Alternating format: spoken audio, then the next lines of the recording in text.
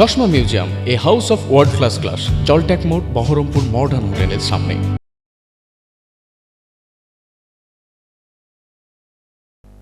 হুমায়ুন কবির এবং বিজেপির মধ্যে তথাকথিত 1000 কোটি টাকার ডিল নিয়ে যখন রাজ্য রাজনীতি তোলপাড়, ঠিক তখনই মুখ খুললেন হজরত হাজী মোহাম্মদ পারভেজ সিদ্দিকী সাহেব।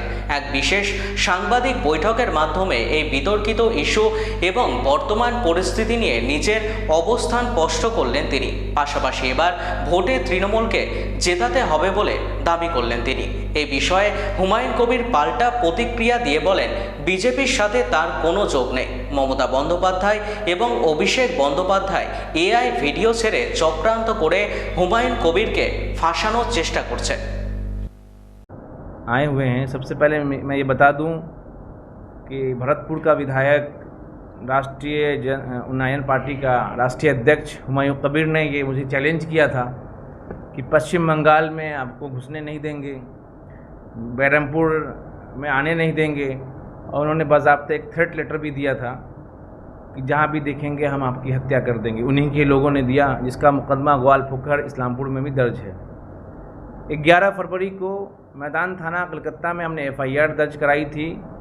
बाबरी मस्जिद की जो मामला चला बेलदांगा में, उसके प्रकरण को लेकर, और हमारी यही FIR में यही बात था कि अयोध्या में जो बाबरी मस्जिद जो यूपी को लेकर न जाने कितनी खून की नदियां बही, फसादात हुए, ब्लास्ट हुए, उस नाम को लेकर ये हुमायूं कबीर अपनी पार्टी के मैनिफेस्टो में ये डालकर ये राजनीति कर रहा है। तत्काल बंगाल की पुलिस से गिरफ्तार करे, और बड़ी जद्दोजहद के बाद ये कंप्लेन ले लिया गया, और लेने के बाद वहाँ से रेजी नगर थाना, ये पड़ता है आपके मुर्शिदाबाद में, यहाँ आया। जब हम पश्चिम बंगाल में 27 तारीख से हम पूरे पश्चिम बंगाल में कई ज़िलों का दौरा किया है, भ्रमण किया है, वो थ्रेट लेटर मिलने के बावजूद कल मुझे यहाँ के रेजी नगर के IC, जब हम बेलदांगा में एक मदरसे के प्रोग्राम में हम शामिल होने गए, तो IC साहब ने मुझे ज़बरदस्ती कहे कि आप आइए, ज़बरदस्ती बुलाया, जबकि बेलदांगा के IC ने कहा था कि वहाँ जाना ठीक नहीं है। तो IC को मालूम होना चाहिए जिस पे थ्रेट है, जिस पे हत्या की धमकी दी जा रही है, और स्टेट IB ने, डायरेक्टर सिक्योरिटी ने, चीफ इलेक्टोरल ऑफिसर ने बाज़ाब्ता अलर्ट जारी किया राज्य में कि परवेज़ सिद्दीकी को कुछ होना नहीं चाहिए, अगर इनको कुछ होता है तो राज्य की कानून व्यवस्था बिगड़ सकती है। तो हम IC साहब ने ज़बरदस्ती बुलाया और सिक्योरिटी भी प्रोवाइड नहीं किया, जबकि DIB जो ब्रांच है यहाँ बैरमपुर का, उसने बाज़ाब्ते अलर्ट जारी कर रखा है, मेरे पास उसकी लेटर भी है।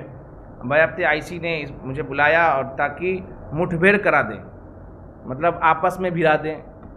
तो हमारे ऑफिस के लोगों ने भी इस पे इंक्वायरी के लिए SP को भी पत्र लिखा है कि इसकी पूरी इंक्वायरी होनी चाहिए, क्योंकि वहाँ पे एक दहशत का माहौल है। 45 मिनट हम थाने में थे, रेजी नगर थाने में थे, उस इलाके में थे, जिस इलाके के लोगों ने मुझे ये कह दिया, और हुमायूं से जुड़े हुए लोगों ने कह दिया कि हम हत्या कर देंगे। हम तो तृणमूल कांग्रेस सरकार का धन्यवाद करते हैं कि तुरंत जैसे ही भी मुझे थ्रेट मिला, तुरंत उन्होंने FIR दर्ज करने का आदेश दिया। और आपको मालूम होगा कि हुमायूं कबीर किसके एजेंडे पर काम कर रही है। हुमायूं कबीर 40 किलोमीटर हेलीकॉप्टर से जाते हैं, हम हेलीकॉप्टर यात्रा करते हैं, और मुझे ये भी जानकारी मुझे यहाँ के ज़िम्मेदारों से मिली है, बेलदांगा के मदरसों से मिली है कि 250 करोड़ रुपया उनको मिला, फासिस्ट ताकतों ने इसको दिया, ताकि हुमायूं कबीर यहाँ पे फासिस्ट ताकतों का मतलब लाए सरकार बनाए, और इस पे हुमायूं कबीर मुसलसल काम कर रहा है। मुर्शिदाबाद का मुसलमान से जहाँ जहाँ हम गए, डोमकल इलाके में गए, लाल गोला इलाके में गए, भगवान गोला इलाके में गए, बेलदांगा के इलाके में गए, रेजी नगर इलाके में गए, सभी ने कहा है कि हुमायूं कबीर की जो सोच थी, जो नीति थी, वो सबके सामने आ गई कि वो किस तरह कोयम्बटूर जाकर RSS के एजेंडे, RSS से डील किया, किस तरह जाकर BJP से डील किया, और किस तरह से वो राज्य में फासिस्ट ताकतों को बढ़ावा दे रहा है। और वो सिर्फ मस्जिद से मुझे किसी को कभी एतराज़ नहीं रहा है। मैंने बहुत सारी मस्जिदों को हमने बनाई है, यूपी के अंदर, बिहार के अंदर, पंजाब के अंदर। मुझे इस बात का एतराज़ है, और पूरे मुल्क की इस्लामिक तंजीमें ने मुझे फ़ोन से कहा कि हुमायूं कबीर की गिरफ्तारी तत्काल आप करवाइए, तभी हम मैदान थाना पहुँचे।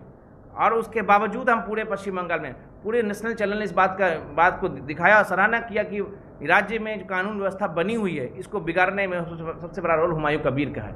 और हुमायूं का धीरे धीरे हुमायूं कबीर का जो आइडियोलॉजी है, जो सोच है, जिस हिसाब से वो काम कर रहा है, मुसलमानों के बीच, आवाम के बीच आ रही है।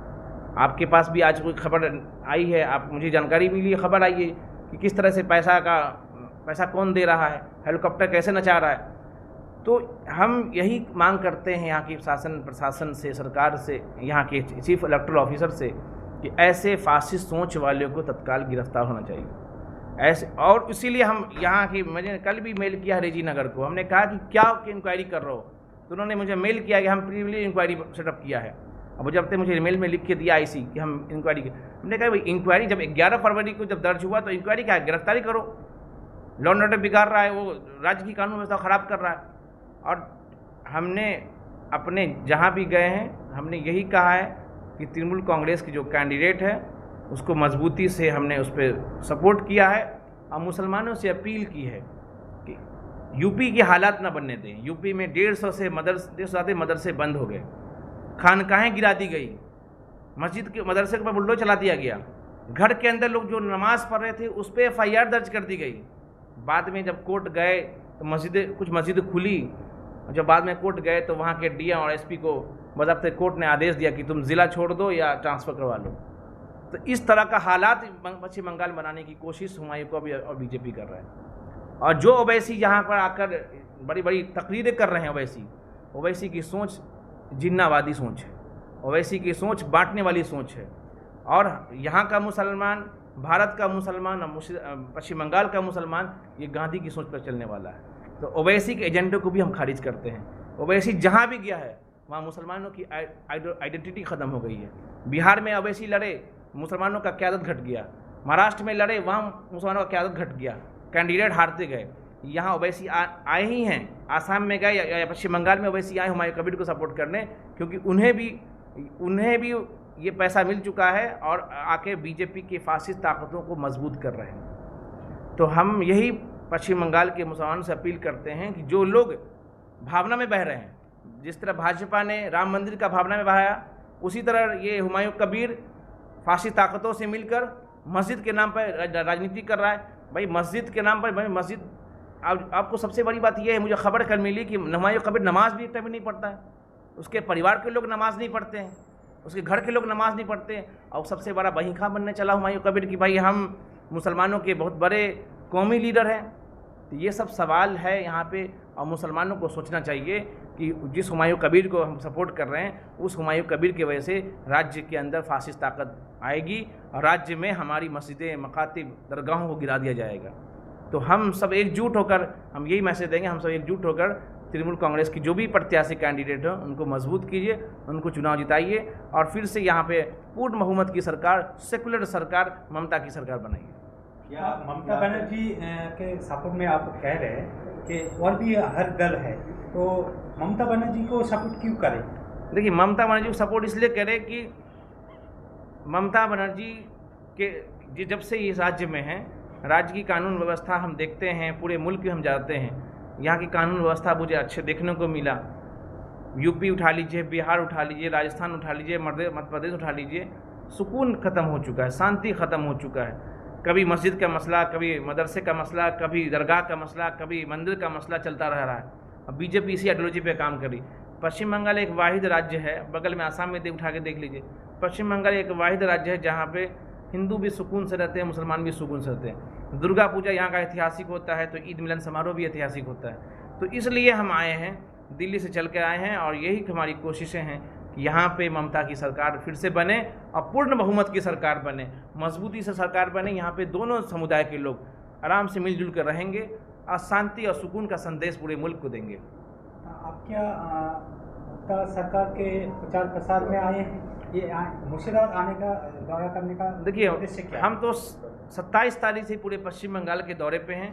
राज्य में जहाँ जहाँ मुस्लिम बहुल क्षेत्र हैं वहाँ हम जा रहे हैं।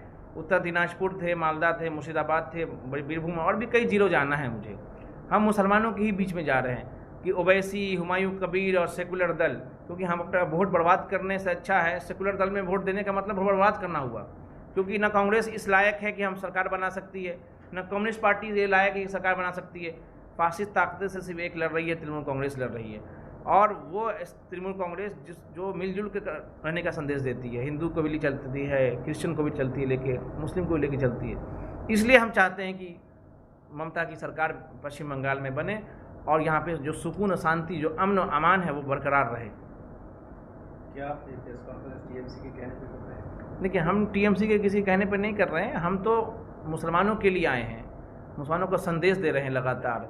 हमने तो 11 फरवरी को आके भी हुमायूं कबीर पर FIR कराया। हुमायूं कबीर से मेरी कोई जाति दुश्मनी नहीं है, हम एजेंडे की दुश्मनी है कि हुमायूं कबीर की वजह से हम इनोसेंट मुस्लिम को क्यों फंसाना चाहते हैं। आज भी अयोध्या की बाबरी मस्जिद को लेकर आज भी नौजवान जो 21 साल की उम्र में जो जेल गए थे वो 41 साल के हो गए। कई माँ बहनों बेटियों का सुहाग गुजर गया, कई राज्य के अंदर ब्लास्ट हुए। वो स्थिति हम नहीं बनना चाहते, क्योंकि यहाँ पे बाबरी मस्जिद की बुनियाद डाली जा रही थी, यूपी के अंदर दहशत का माहौल बना हुआ था, क्योंकि मैं उस वक्त यूपी में था। तब मैं फिर यहाँ 10 तारीख को कलकत्ता आया और FIR लिखवाया उसके खिलाफ। तो हुमायूं कबीर के से मेरी कोई जाति दुश्मनी नहीं है। हम राज्य की कानून व्यवस्था, देश की कानून व्यवस्था और उसकी आइडियोलॉजी को उजागर करने आए हैं हुमायूं कबीर का।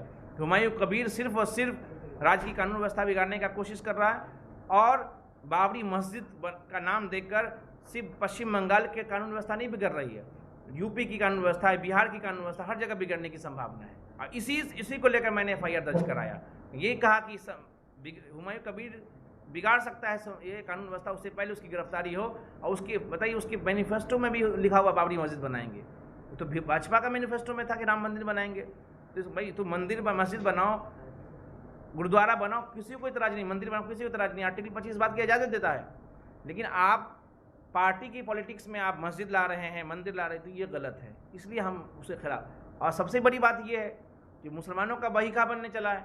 एक शेरवानी और टोपी वाले मुसलमान के लीडर को आप थ्रेट दे रहे हो कि तुम्हें घुसने नहीं देंगे, तुम्हारी हत्या कर देंगे, बंगाल में दिख गया तो हत्या कर दी जाएगी।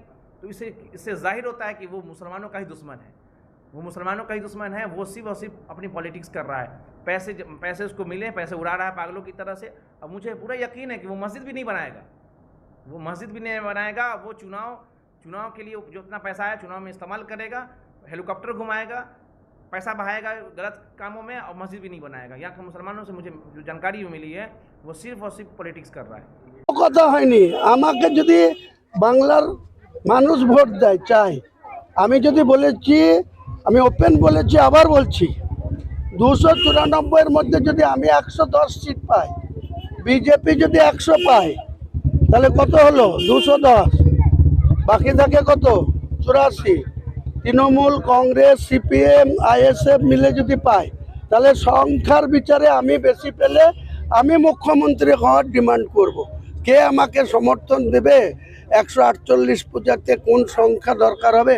ওটা 4 মের পরে 7 তারিখ পর্যন্ত সাংবিধানিকভাবে মুখ্যমন্ত্রীর মেয়াদ প্রাপ্তন হয়ে যাবে। তখন নতুন মুখ্যমন্ত্রী কে হবে মানুষ কথা বলবে। শেষ কথা 4 মের বললাম। কোনো যোগাযোগ নেই শুভেন্দুর সাথে। আমি কেন যোগাযোগ করছি? এই শুভেন্দু মুসলিম MLA-দেরকে বিধানসভার ভিতর থেকে চাংদোলা করে বারে ফেলবো বলেছিল। কে প্রোটেস্ট করেছিল? বেলডাঙ্গার MLA করেছিল, রেজিনগরের MLA করেছিল, সুতির MLA করেছিল, না ওই শওকত মোল্লা করেছিল, না সিদ্দিকুল্লাহ চৌধুরী করেছিল? আমি হুমায়ুন কবির বলেছিলাম একটা MLA-র গায়ে হাত দিলে তোমাকেও ঠুসে দেবো, আমি বলেছিলাম। তার প্রমাণ আছে। আমি শুভেন্দুর সাথে কথা বলতে যাব কি কারণে, কিসের জন্য? পুরো আমাকে মুসলিম সমাজের কাছে আজকের দিনে মুসলিম সমাজের মানুষ হুমায়ুন কবিরের পুরো কাছাকাছি এসে গেছে। হুমায়ুন কবিরকে এত সম্মান করছে, হুমায়ুন কবিরকে এত পেয়ার দিচ্ছে, হুমায়ুন কবিরের কথাই ভোট দিবে গোটা মুসলিম সমাজ, শুধু মুর্শিদাবাদ না বা গোটা বাংলায়। তার জন্য আর কোনো দিশা না পেয়ে মমতা ব্যানার্জি, আমি কি এমন লোক যে আমাকে ভারতবর্ষের প্রধানমন্ত্রী 1000 কোটি টাকা দেওয়ার প্রস্তাব দেবে? আমি কি এমন শক্তিশালী ব্যক্তি যে আমাকে মধ্যপ্রদেশের মুখ্যমন্ত্রী মোহন যাদব টাকার অফার দেবে? আমি কি এমন শক্তিশালী লোক যে আসামের বিজেপির মুখ্যমন্ত্রী, যারা আসামে মাদ্রাসাকে কোরআন পড়তে দেয় না, যে হেমন্ত বিশ্ব শর্মা আসামের মুখ্যমন্ত্রী, সে হুমায়ুন কবিরকে টাকা দেবে? এসব মাথা খারাপ হয়ে গেছে মমতা ব্যানার্জির, অভিষেক ব্যানার্জির, ববি হাকিমের, কুণাল ঘোষের, যেটা আমার নামে আজকে রটানো হয়েছে, প্রেস কনফারেন্স করা হয়েছে। প্রমাণ না দিতে পারলে কুণাল ঘোষ, অভিষেক, মমতা আর ববি 4 জনের বিরুদ্ধে মানহানি মামলা করব এবং 1000 কোটি টাকার কথা বলেছে, 1000 কোটি টাকা ওদের সাথে আদায় করবে। কে দাড়িওয়ালা লোককে, টুপিওয়ালা লোককে অভিষেক টাকা দিয়ে নিয়ে এসছে দিল্লি থেকে, বেলডাঙ্গার আশপাশে রেখেছে, বহরমপুরের হোটেলে রেখেছে। আমার বিরুদ্ধে সে একটা কেসও করেছে, অনলাইনে এফআইআর করেছে রেজিনগর থানায়। রেজিনগর থানার ওসি সেটা এফআইআরটা অ্যাকসেপ্ট করে আমার বিরুদ্ধে কেসও স্টার্ট করে দিয়েছে। পরোয়া করে না হুমায়ুন কবির সব।